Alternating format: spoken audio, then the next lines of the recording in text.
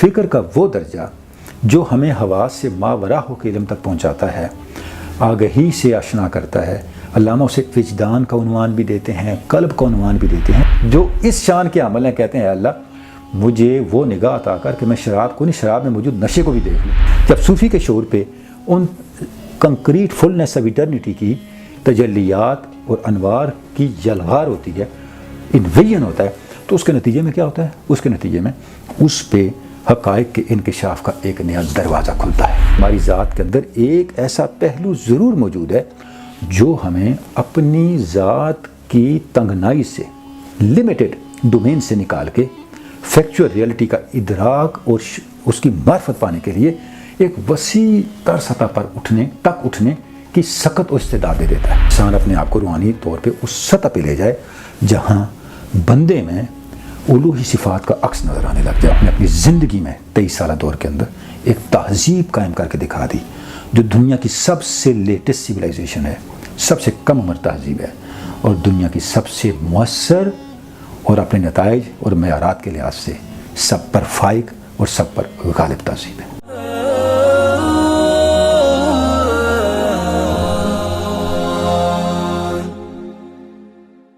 بسم اللہ الرحمن الرحیم۔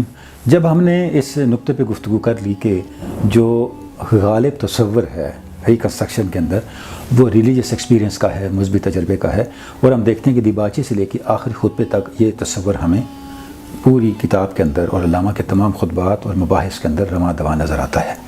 اب یہ پاسبل کیسے ہے؟ اور جتنے اقبال شناس ہیں وہ اس کے اوپر سوچ و بچار کرتے رہے ہیں، اور اس حوالے سے آپ یہ سمجھیں کہ ان کے اندر ایک آرزو، ایک شدت آرزو نظر آتی ہے کہ یہ مذہبی تجربہ پاسبل کیسے ہے، کس طرح اس کو ہم حقیقت کے طور پہ بیان کر سکتے ہیں اور اس کو حقیقت کے طور پہ اس کا مشاہدہ کر سکتے ہیں۔ تو اس سے پہلے یہ سمجھنے کی ضرورت ہے کہ علامہ کے نزدیک فی نفس ہی مذہبی تجربہ ہے کیا؟ یعنی اگر آپ دیکھیں تو پہلے خطبے میں ہی علامہ نے اس نقطے کی وضاحت کی ہے کہ علم جو ہے، حقیقت کا علم، اس کو جو ہم حاصل کرتے ہیں یا علم تک ہم پہنچتے ہیں حواس کے ذریعے سے، تو یہ آخری اور واحد چینل نہیں ہے، بلکہ ماورائے حواس بھی کوئی نہ کوئی ایسا چینل موجود ہے جس کے ذریعے ہم علم حاصل کر سکتے ہیں۔ بلکہ فکر کا وہ درجہ جو ہمیں حواس سے ماورا ہو کے علم تک پہنچاتا ہے، آگہی سے آشنا کرتا ہے۔ علامہ اسے وجدان کا عنوان بھی دیتے ہیں، قلب کا عنوان بھی دیتے ہیں، لیکن اسے فکر اور ہمارے شعور سے آئسولیٹ نہیں کرتے، جیسے علامہ نے غزالی پر اسی حوالے سے تنقید بھی کی ہے۔ اور شاید اس کا سبب یہ ہے کہ علامہ کے زمانے میں جو سائنٹیفک ڈیولپمنٹس ہو چکی تھیں، یعنی آپ دیکھیں جس طرح سے قدیم تصورات بدل گئے تھے، فزکس کے، بایولوجی کے اور نفسیات کا، یعنی مادے کے بارے میں، میٹر کے بارے میں پہلے سے موجود تصورات بدل گئے، زندگی کے بارے میں بدل گئے۔ زندگی صرف میکانیت اور میکینیکل ایک پیٹرن نہیں ہے، اس سے بیانڈ بھی کچھ ہے، اور خود انسانی شعور اور انسانی انا کے بارے میں، انسانی ہیومن سیلف اور ہیومن ایگو کے بارے میں جو تصورات بدل گئے جدید نفسیات کی تحقیقات کے بعد۔ اس کا مطلب یہ ہوا ایک چیز تو اسٹیبلش ہو گئی نا کہ پہلے تک جو تصورات تھے وہ حتمی نہیں تھے، جن پہ کھڑے ہو کے پہلے لوگوں نے کچھ علمی نتائج اخذ کیے تھے اور کچھ فیصلے کیے تھے۔ اس کا لازمی نتیجہ یہ ہے کہ جن نتائج تک یہ علوم ہمیں آج پہنچاتے ہیں مادہ، زندگی اور انسانی شعور کے بارے میں، یہ بھی حتمی نہیں ہے۔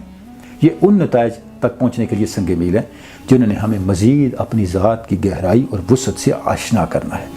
جب علامہ جنوبی ہند مدراس خطبات دینے کے لیے گئے تھے تو وہاں پر علامہ ایک نفسیات کی لیبارٹری میں گئے تھے، سائیکالوجی کی ایک لیبارٹری میں، شاید بنگلور میں یا وہاں پہ ایک یونیورسٹی کے اندر۔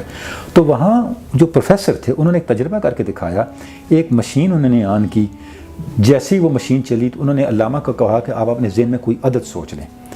تو علامہ نے اپنے ذہن میں ایک عدد سوچ لیا، تو وہ مشین جب اس کا سوئی جب اس عدد پہ پہنچی تو اس نے الارم بجانا شروع کر دیا۔ یعنی میں واقعے کا خلاصہ رکھ رہا ہوں۔ اچھا، اب یہ واقعہ دیکھنے میں بڑا معمولی سا لگتا ہے، لیکن علامہ جیسی شخصیت ظاہر ہے انہوں نے ہر چیز سے، جنہوں نے از بادہ در بادہ نشارہ نگرم آ نظر بدے، جو اس شان کے عمل ہیں، کہتے ہیں اے اللہ مجھے وہ نگاہ عطا کر کہ میں شراب کو نہیں، شراب میں موجود نشے کو بھی دیکھ لوں، تو وہ تو ایسے واقعے کو نظر انداز نہیں نہ کر سکتے۔ یعنی علامہ نے یہ دیکھ لیا کہ شعور مادے کے ساتھ کس حد تک کنیکٹ ہو سکتا ہے اور کس حد تک مادے کے اندر سرایت کر کے اس کو متاثر کر سکتا ہے، یا مادے کہ عرفان اور مادے کی حقیقت کے بارے میں کس گہرائی تک جا سکتا ہے. تو ظاہر علامہ کی اپنی سطح تھی نتائج کو اخذ کرنے کی. تو کہنے کا مقصد یہ ہے کہ ان کو اس بات پہ شرح صدر حاصل تھا کہ حواس سے ماورا بھی ہم حقائق تک پہنچنا ہمارے لیے کسی اور چینل سے ممکن ہے. پہلی بات تو یہ. اور دوسری بات، جب ہم ماورائے حواس طریقے سے قلب کے ذریعے، وجدان کے ذریعے، یعنی فکر کے اعلیٰ تر درجے کے ذریعے یا اپنے شعور کی اس سطح کے ذریعے جس کو بھی تک ہمارے عمومی شعور نے ایکسپلور نہیں کیا، حقائق تک پہنچ کے، حقیقت تک پہنچ کے جس نتیجے کو اخذ کریں گے، اس نتیجے کے بارے میں خارج میں ثبوت پیش کیا جا سکتا ہے. یہ وہ بات تھی، علامہ کی وہ کلیئرٹی تھی جس کے اوپر ڈیپینڈ کر کے علامہ نے ان خطبات میں اس کانسیپٹ کو اسٹیبلش کیا ہے. تو پہلی بات جس کو ہم سمجھنے کی کوشش کرتے ہیں کہ یہ جو مذہبی تجربہ ہے، بلکہ یہاں تک علامہ کہتے ہیں کہ صرف مذہبی تجربہ ہی کیوں جو ماورائے حواس ہے، جو حواس کے ذریعے حاصل ہونے والے علوم ہے وہ بھی مذہبی تجربے سے من حیث الکل ماورا نہیں ہے، مبرہ نہیں ہے. ان کے اندر بھی جو ہمارا ریلیجس ایکسپیرینس کی جو گراؤنڈ ہے وہ کسی نہ کسی سطح پہ موجود ہوتی ہے. اب دیکھیں پہلے خطبے میں علامہ کہتے ہیں in all knowledge there is an element of passion, کہ ہر علم کے اندر جو ہمارا جذب اندرون ہے اس کا ایک نہ ایک پہلو موجود ہوتا ہے.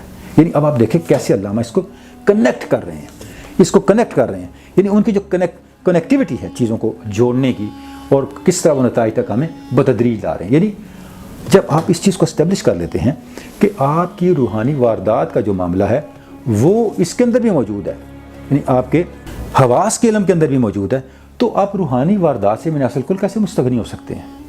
دوسری بات جس طرف علامہ لے کے آتے ہیں، ایک کوٹیشن لے کے آتے ہیں جس میں وہ بتاتے ہیں کہ روحانی واردات ہمیں علم منتقل کیسے کرتی ہے. فرماتے ہیں یہ ایک ایسی کیفیت ہے that the vision admits into his soul some trooping invasion of the concrete fullness of eternity.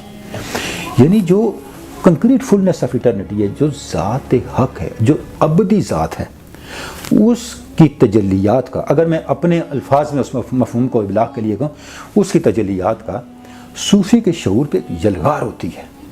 جب صوفی کے شعور پہ ان کنکریٹ فلنس آف ایٹرنیٹی کی تجلیات اور انوار کی یلغار ہوتی ہے، انویژن ہوتا ہے، تو اس کے نتیجے میں کیا ہوتا ہے؟ اس کے نتیجے میں اس پہ حقائق کے انکشاف کا ایک نیا دروازہ کھلتا ہے. اور یہ جو حقائق کے انکشاف کا نیا دروازہ کھلتا ہے، اسی کو علامہ کہتے ہیں یہ فی الاصل ہماری روحانی واردات کا لوئسٹ لیول ہے. The truth is that in a state of religious passion we know a factual reality in some sense outside the narrow circuit of our personality. یعنی جو ہماری مذہبی جو روحانی کیفیت ہے، اس روحانی تجربے کی کیفیت کے تحت علامہ کہتے ہیں کہ ہم اپنی شخصیت کی جو تنگ حد ہے اس سے نکل جاتے ہیں، اس سے ماورا ہو جاتے ہیں. یعنی ہماری پیوند خاک ہونے کی جو تحدید ہے، لیمیٹیشن ہے، ہمارے حواس کی جو لیمیٹیشن ہے، اس لیمیٹیشن سے جب ہم ماورا ہوتے ہیں، اس سے نکلتے ہیں. کیسے نکلتے ہیں؟ ریلیجس ایکسپیرینس اور جو ریلیجس پیشن ہے اس جذبے کی طاقت کے ذریعے سے جب نکلتے ہیں تو پھر ہم جو فیکچول ریالٹی ہے اس کے قریب ہونے کے قابل ہو جاتے ہیں. یہ لوئسٹ لیول ہے. لوئسٹ لیول یعنی جس مذہبی تجربے کو علامہ ریکنسٹرکشن میں بیان کر رہے ہیں اس کا لوئسٹ لیول کیا ہے؟ اس کا لوئسٹ لیول یہ ہے کہ ہماری ذات کے اندر ایک ایسا پہلو ضرور موجود ہے جو ہمیں اپنی ذات کی تنگنائی سے، لمیٹڈ ڈومین سے نکال کے فیکچول ریئلٹی کا ادراک اور اس کی معرفت پانے کے لیے ایک وسیع تر سطح پر اٹھنے کی سخت استعداد دے دیتا ہے. جب یہ تجربہ یہاں سے بڑھتا ہے، آگے بڑھتا ہے، تو پھر علامہ کہتے ہیں اس کا ایک ہائر لیول ہے. یعنی بقیہ بھی چیزیں ہیں لیکن ان کو ہم اسکپ کر رہے ہیں. وہ لیول کیا ہے؟ فرماتے ہیں اب یہ علامہ کا جو ہے یہ خطبہ ہے the human ego his freedom and امورٹیلٹی. یعنی یہ نیکسٹ خطبہ ہے، یہ چوتھا خطبہ ہے علامہ کا.